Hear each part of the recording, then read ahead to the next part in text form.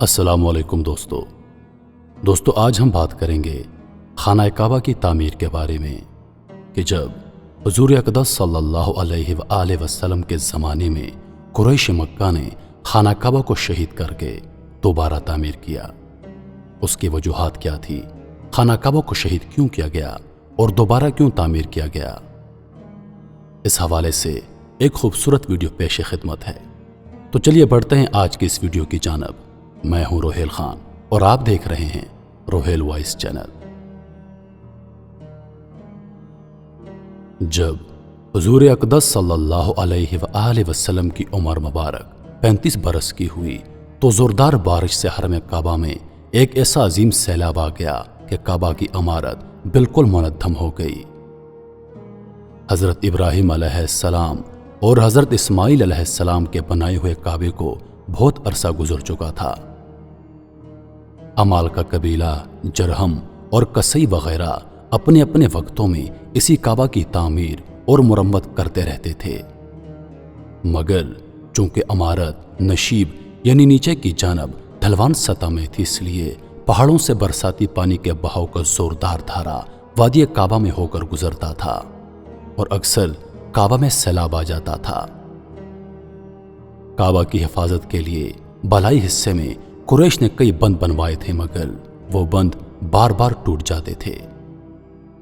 اس لیے قریش نے یہ طے کیا کہ عمارت کو شہید کر کے پھر سے کعبہ کی ایک مضبوط عمارت بنائی جائے، جس کا دروازہ بھی بلند ہو اور چھت بھی اونچی ہو۔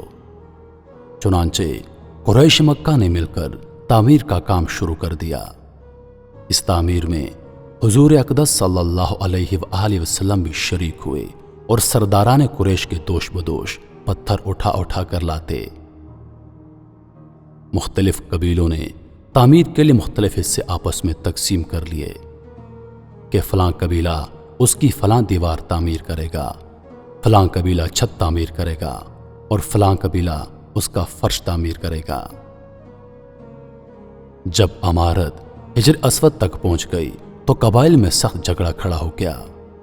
ہر قبیلہ یہی چاہتا تھا کہ ہم ہی حجر اسود کو اٹھا کر دیوار میں نصب کریں تاکہ ہمارے قبیلے کے لیے یہ فخر اور اعزاز کا باعث بن جائے۔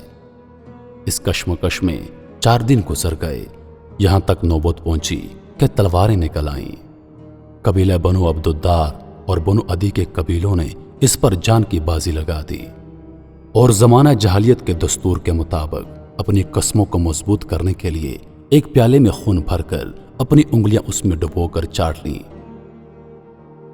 5ویں دن حرم کعبہ میں تمام قبائل عرب جمع ہوئے اور اس جھگڑے کو طے کرنے کے لیے ایک بڑے بوڑھے شخص نے یہ تجویز پیش کی کہ کل جو آدمی صبح سویرے سب سے پہلے حرم کعبہ میں داخل ہوگا اس کو پنچ مان لیا جائے، یعنی وہ جو فیصلہ کر دے سب اس کو تسلیم کریں گے۔ چنانچہ سب نے مل کر یہ بات مان لی۔ اللہ عز و جل کی شان کہ صبح کو جو آدمی حرم کعبہ میں داخل ہوا وہ حضور اقدس صلی اللہ علیہ وآلہ وسلم ہی تھے۔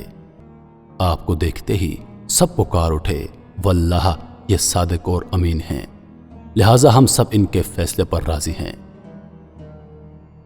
آپ صلی اللہ علیہ وآلہ وسلم نے اس جھگڑے کا اس طرح حل نکالا کہ پہلے آپ صلی اللہ علیہ وآلہ وسلم نے یہ حکم دیا کہ جس قبیلے کے لوگ حجر اسود کو اس کے مقام پر رکھنے کے خواہش مند ہیں ان کا ایک ایک سردار چن لیا جائے۔ چنانچہ ہر قبیلے والوں نے اپنا اپنا ایک سردار چن لیا۔ پھر حضور اقدس صلی اللہ علیہ وآلہ وسلم نے اپنی چادر مبارک کو بچھا کر حجر اسود کو اس پر رکھا اور سرداروں کو حکم دیا کہ سب لوگ اس چادر کو تھام کر مقدس پتھر کو اٹھائیں۔ چنانچہ سب سرداروں نے چادر کو اٹھایا اور جب حجر اسود اپنے مقام تک پہنچ گیا تو حضور اقدس صلی اللہ علیہ وآلہ وسلم نے اپنے متبرک ہاتھوں سے اس مقدس پتھر کو اٹھا کر اس کی جگہ پر رکھ دیا۔ اس طرح ایک ایسی خونریز لڑائی ٹل گئی جس کے نتیجے میں نامعلوم کتنا خون خرابہ ہوتا۔ محترم عزیزو، یہ نبی پاک صلی اللہ علیہ وآلہ وسلم کی شان ہے کہ اللہ پاک نے آپ کے ذریعے حجر اسود کو خانہ کعبہ کی دیوار میں نصب کروایا اور آپ صلی اللہ علیہ وآلہ وسلم کو یہ اعزاز بخشا۔ میں امید کرتا ہوں کہ ویڈیو آپ دوستوں کو پسند آئی ہوگی۔ مزید ایسی ویڈیوز دیکھنے کے لیے ہمارے چینل کو سبسکرائب کریں اور دن کی تازہ ترین اپڈیٹس کے لیے چینل پر موجود گھنٹی کے بٹن کو دبا دیں تاکہ ہماری ہر نئی آنے والی ویڈیو سب سے پہلے آپ تک پہنچے۔ ہماری ویڈیوز پسند آ جائے تو لائک اور شیئر ضرور کر دیجیے گا اور نیچے کامنٹس میں اپنی رائے کا اظہار ضرور کر دیجیے گا۔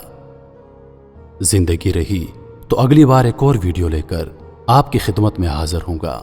تب تک کے لیے خدا حافظ۔ اللہ پاک آپ سب کا حافظ و نگہبان۔